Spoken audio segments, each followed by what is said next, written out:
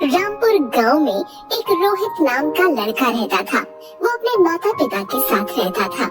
उसकी एक छोटी बहन भी थी जिसका नाम था प्रेरणा। रोहित बहुत अमीर था। इतना धन होने के बावजूद भी उसका लालच खत्म ही नहीं हो रहा था। वो धन कमाने के नए नए हथकंडे अपनाता रहता। एक दिन, अरे कहाँ हो? यहाँ आओ जल्दी। अरे जल्दी आओ भाई। क्या हुआ? आ रही हूँ। इतना हड़बड़ाए हुए क्यों हो? तुम्हें पता है उस शापित घड़े को लेने के चक्कर में फिर से एक आदमी मारा गया। अरे रे, सब लोगों को पता है उस घड़े के बारे में, फिर भी लोग न जाने क्यों उस घड़े को लेने की कोशिश करते हैं। हाँ, कह तो तुम सही रही हो।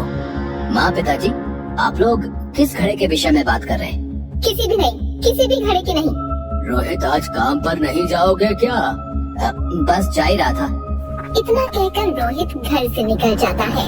तभी रोहित की माँ कहती है, अच्छा हुआ रोहित को कुछ पता नहीं चला। हाँ, सही कह रही हो। इधर रोहित के दिमाग में बस शापित घड़े की ही बात चल रही थी। वो चलते चलते बस यही सोच रहा था कि शापित घड़े का क्या रहस्य है। वो जा ही रहा होता है, तभी उसे दो लोग दिखाई देते हैं और वो उसी घटना के बारे में बात कर रहे थे। वो उनकी बातें सुनने के लिए वहाँ रुक जाता है, लेकिन रोहित को देखते ही वो दोनों चुप हो जाते हैं। आप दोनों चुप क्यों हो गए? मुझे भी बताइए उस घड़े के रहस्य के बारे में। अरे जाओ, हमें कुछ नहीं बताना, जाओ। रोहित उन दोनों व्यक्तियों से जिद करने लगा, जिसको देख उनमें से एक व्यक्ति उसे शापित घड़े का राज बताने के लिए राजी हो जाता है। अच्छा, सुनो बताता हूँ। बहुत सालों पहले इस गांव पर पड़ोसी राज्य के राजा ने हमला कर दिया था। हाँ, और राजा ने अपने धन को बचाने के लिए अपना सारा धन एक घड़े में भरकर पहाड़ी के पीछे बने हुए कुएं में छिपा दिया था और उसे मंत्रों की मदद से शापित कर दिया था। लेकिन युद्ध के समय राजा मारे गए। पड़ोसी राज्य के राजा ने उस धन को खोजने की बहुत कोशिश की, लेकिन उसे वो धन नहीं मिला। लेकिन थोड़े दिन बाद उसे उस खजाने के बारे में पता चल गया और वो खजाना लेने वहाँ गया। लेकिन जैसे ही उसने घड़े को छुआ, वो मारा गया। लोग ऐसा कहते हैं कि उस खजाने की रक्षा एक राक्षस कर रहा है जो बहुत ताकतवर है। अब क्या वो घड़ा अभी भी वही है? हाँ, अभी भी वही है, लेकिन कोई भी व्यक्ति उसे पा नहीं सकता। जो भी वहाँ जाता है वो राक्षस उसे जिंदा नहीं छोड़ता। हाँ, अब अच्छा, अब मैं चलता हूँ। इतना कहकर रोहित वहाँ से आगे बढ़ गया और उस घड़े के खजाने को लेने के बारे में सोचने लगा। वो दफ्तर पहुँचा और काम करने लगा, लेकिन उसके दिमाग से खजाने की बात गई ही नहीं। वो रात में अपने घर लौटा तो देखा उसके माता पिता कहीं जाने की तैयारी में खड़े हैं। उनको देखकर रोहित ने पूछा, माँ पिताजी, आप दोनों कहाँ जा रहे हो? बेटा, वो तेरी नानी की तबीयत अचानक खराब हो गई, हम वहीं जा रहे हैं।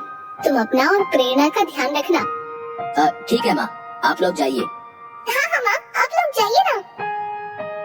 रोहित को इससे अच्छा मौका नहीं मिलता उस खजाने को लेने जाने का। ये सुनकर दोनों घर से चले जाते हैं और इधर रोहित अपनी बहन से कहता है, प्रेरणा, चलो जल्दी से मुझे खाना दे दो, मुझे कहीं जाना है। इतनी रात में भैया कहाँ जाओगे आप? अब कहीं नहीं, तुम बस जल्दी से खाना दे दो। ठीक है भैया, मैं अभी लाई। प्रेरणा खाना लाती है और दोनों खाना खाने के लिए बैठ जाते हैं। दोनों खाना खा ही रहे होते हैं कि तभी रोहित कहता है, प्रेरणा, मैं खाना खाकर जा रहा हूँ, तुम सो जाना। इतना कहकर रोहित वहाँ से निकल जाता है। प्रेरणा के कई बार पूछने पर भी रोहित ने उसे कुछ नहीं बताया। उसे अपने भाई की चिंता होने लगी और वो अपने भाई के पीछे पीछे जाने लगी। और थोड़ी ही देर में रोहित उस पहाड़ी के पीछे पहुँच गया और उसके पीछे पीछे प्रेरणा भी वहाँ पहुँच गई। उसे पहले से ही उस जगह के बारे में पता था। उसने अपने भाई को रोकने के लिए उसे आवाज दी, भैया, रोहित भैया, रुको ना। रोहित आवाज सुनकर रुक जाता है और देखता है कि एक लड़की उसकी तरफ भागी चली आ रही है। तभी प्रेरणा भागी भागी रोहित के पास पहुंचती है। प्रेरणा को देखकर रोहित को गुस्सा आ जाता है और वो कहता है, तुम यहाँ क्या कर रही हो? तुम क्यों आई हो मेरे पीछे? भैया आपको पता भी है इस जगह के बारे में, चलिए आप यहाँ से। तो जा, मैं आ जाऊंगा थोड़ी देर में। नहीं भैया आप चलिए यहाँ से, कहीं आप उस घड़ी से वो शापित खजाना तो लेने नहीं जा रही? हाँ मैं वही खजाना लेने जा रहा हूँ। इतना सब कुछ तो है हमारे पास, आप क्यों लालच कर रही हो? चलो ना। प्रेरणा ने उसे समझाने की बहुत कोशिश की, लेकिन रोहित नहीं माना और आगे की तरफ चलने लगा। प्रेरणा भी उसके पीछे पीछे चलने लगी और थोड़ी ही देर में वो उस घड़े के पास पहुंच गए। तभी रोहित बोला, प्रेरणा तुम चली जाओ। नहीं भैया आप भी चलो। ठीक है मत जाओ, यहीं रहो तुम, मैं कुएं के अंदर जा रहा हूँ। प्रेरणा वही कुएं के पास रुक जाती है और रोहित उस कुएं के अंदर जाता है।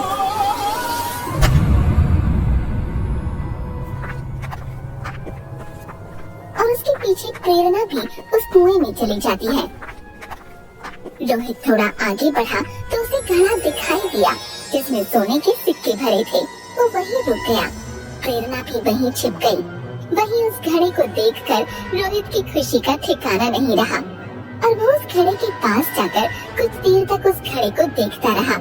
थोड़ी देर बाद उसने जैसे ही खजाना निकालने के लिए उस घड़े को छुआ, बहुत तेज बिजली कड़कने लगी और ऊपर से मिट्टियों की चट्टानें गिरने लगी, जिसे देख वो डर गया। तभी उसे एक भयानक हंसी सुनाई पड़ी।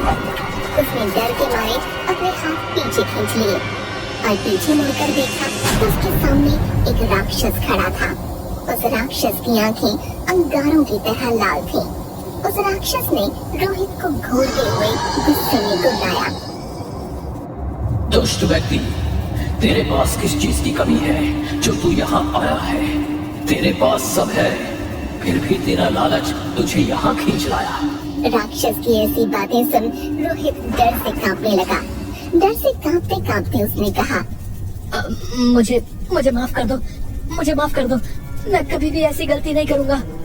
लालच करने वालों के लिए मेरे पास कोई माफी नहीं है। तुम्हें इसकी सजा मिलेगी और इस गलती की बस एक ही सजा है और वो है मौत। राक्षस की ये बात सुनकर प्रेरणा भागी भागी वहाँ आई और बोली, आप मेरे भाई को माफ कर दीजिए, आप उसकी जान मत लीजिए, आप उसे छोड़ दीजिए, चाहे तो उसके बदले आप मेरी जान ले लो। आप इसे कुछ मत कीजिए, आपको जो सजा देनी है आप मुझे दे दीजिए। मैंने गलती की है, मेरे मन में लालच था। प्रेरणा, तुम पहली ऐसी लड़की हो जो यहाँ खजाना लेने के मकसद से नहीं बल्कि किसी को बचाने के मकसद से आई हो। इसलिए मैं तुम्हें तुम्हारे भाई को बचाने का एक मौका देना चाहता हूँ। बताइए मुझे क्या करना होगा? तुम्हें मुझे इस बंधन से मुक्त कराना होगा और तुम ही इस काम को कर सकती हो। लेकिन मैं ये सब कैसे करूँगी? तुम्हें मेरे एक सवाल का जवाब देना होगा, जिसके सही उत्तर के लिए मैं तुम्हें 2 मौके दूंगा। पूछिए। बताओ वो क्या है जो किसी के लिए और कभी नहीं रुकता। लेकिन ध्यान से याद रखना, बस 2 मौके हैं तुम्हारे पास। प्रेरणा थोड़ा सोचती है और बोलती है, पानी, पानी कभी नहीं रुकता। राक्षस तभी अपनी शक्तियों का इस्तेमाल करता है और उसे एक गड्ढे में पानी भरा हुआ दिखाता है और बोलता है, ये देखो, ये पानी तो रुका हुआ है और पानी तो समुद्र में जाकर भी रुक ही जाता है। अब तुम्हारे पास बस एक मौका है अपने भाई को बचाने का। अब बस एक मौका और। प्रेरणा अब असमंजस में पड़ गई क्योंकि अब उसके पास बस एक मौका था। वो सोच में पड़ गई। तभी वो राक्षस बोला, जल्दी कर लड़की, समय निकला जा रहा है। राक्षस की ये बात सुनते ही प्रेरणा को समझ आ गया कि समय किसी के लिए नहीं रुकता और उसने तुरंत जवाब दिया, समय, समय किसी के लिए नहीं रुकता। तुमने एकदम सही जवाब दिया है। मैं तुम्हें और तुम्हारे भाई को आजाद करता हूँ। इसके बाद उस राक्षस को मुक्ति मिल गई और वो उस घड़े के साथ गायब हो गया। इधर रोहित को भी समझ आ गया था कि लालच करना बुरी बात है।